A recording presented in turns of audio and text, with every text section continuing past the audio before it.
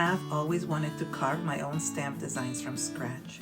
The thing is that my mind is constantly spinning with ideas, and recently they've been obsessing about neurographic art. So I thought, how could I combine the two? That's why today I will be carving my own neurographic art stamp. And if you don't know what neurographic art is, stay tuned as I will link that video at the end. Since I've never carved anything before, as I'm not sure if I will like making stamps, I buy just two products, the Speedball Linoleum Stamp Carving Tool Set and the Linoleum blocks. I begin by drawing my neurographic art lines with a pencil and then start outlining them with a Sharpie marker, which helps to round the corners easily.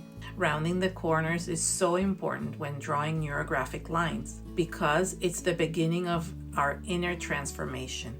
By rounding the sharp corners, we not only transform the design, but it starts creating a subconscious change within our bodies to a more calm and focused self. Once I'm done drawing, I start carving inside the lines.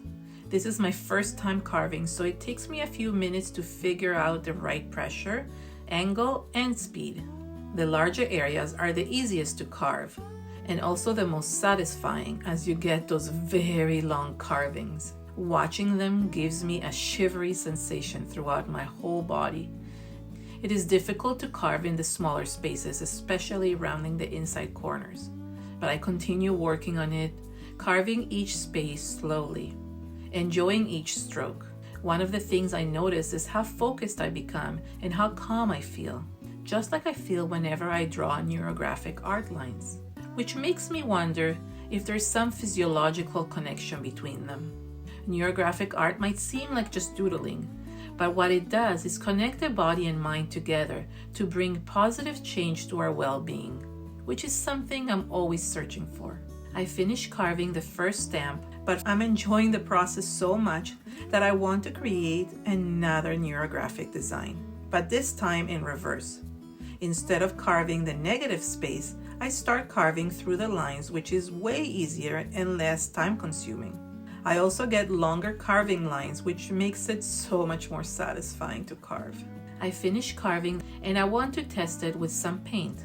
So I brayer some black acrylic paint over the stamp and press a paper onto it. It's important to get even pressure, so I use a Baren.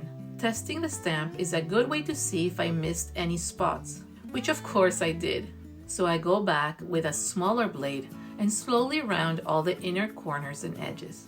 I really feel it's important to take you along with me on my learning journey, because if I only show you the successful parts of stamp carving, then when you sit down to carve for the first time, you might encounter similar problems and might not know how to fix them.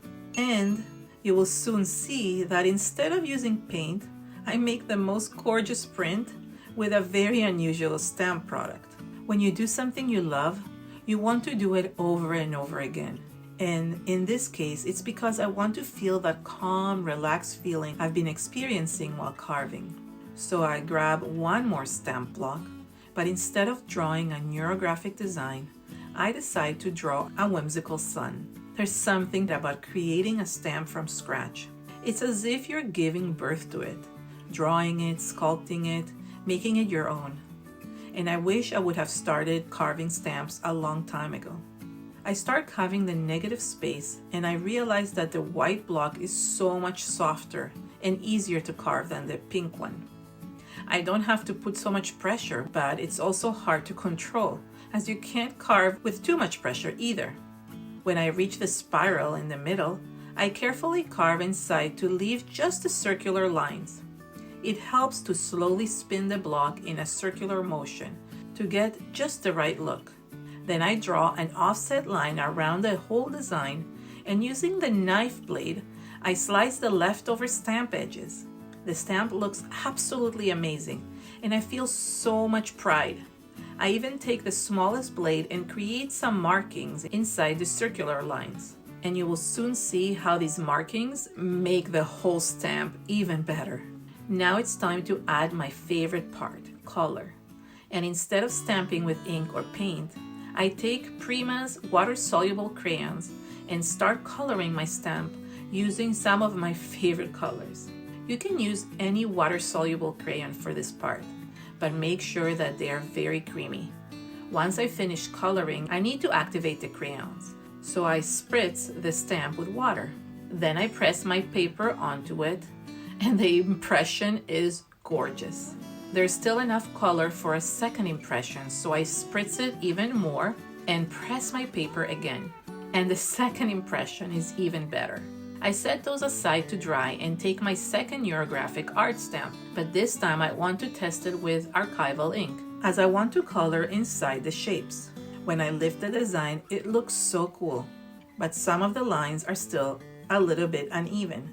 And so I take a black marker to try and fix them, as it's an artist thing to want to fix uneven lines. But halfway through I stop, as I realize that those imperfect lines are part of me, and so I can choose to embrace their perfect imperfection. Then I take the same crayons and start coloring inside the shapes, first adding color and then using a water brush to blend the color towards the center, as I had done in all my other Neurographic art backgrounds. I set that background to dry as I want to create the focal point using my sun stamp.